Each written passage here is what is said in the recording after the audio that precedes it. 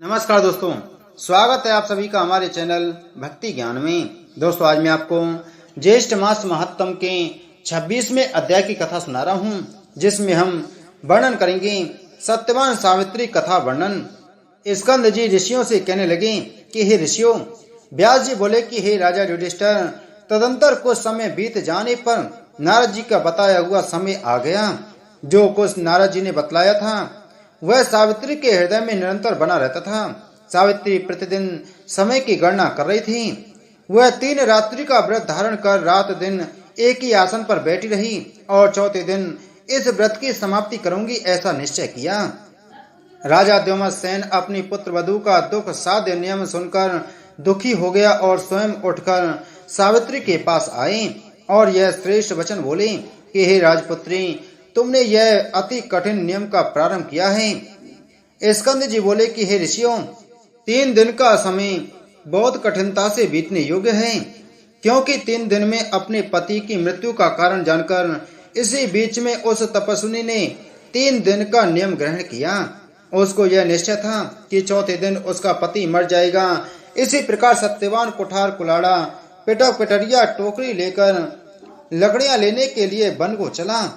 उस सत्यवान को वन में जाता हुआ देखकर सावित्री बोली कि हे मानद, आज आप मेरे कहने से वन को ना जाइए। यदि आप जाना ही चाहते हो तो मैं भी आपके साथ चलूंगी।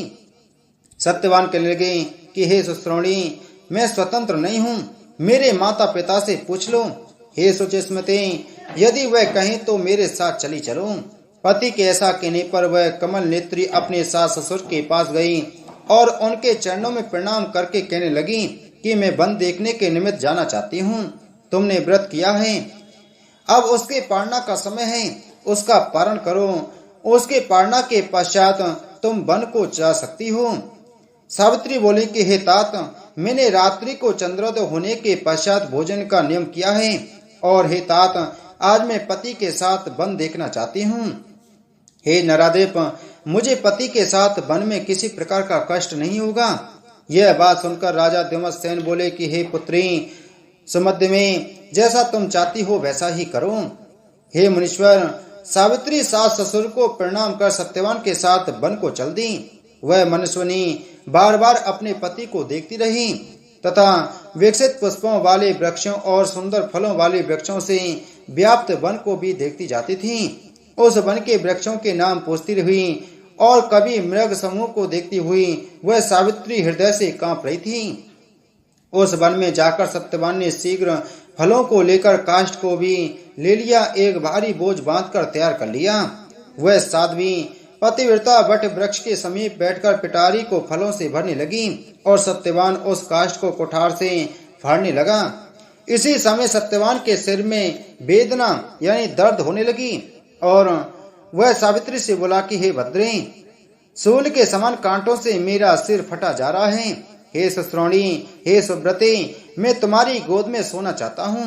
वह विशालाक्षी मनस्विनी सत्यवान की मृत्यु का समय उपस्थित समझकर उसी स्थान में बैठ गई। सत्यवान भी सावित्री की गोद में अपना सिर रखकर सो गया।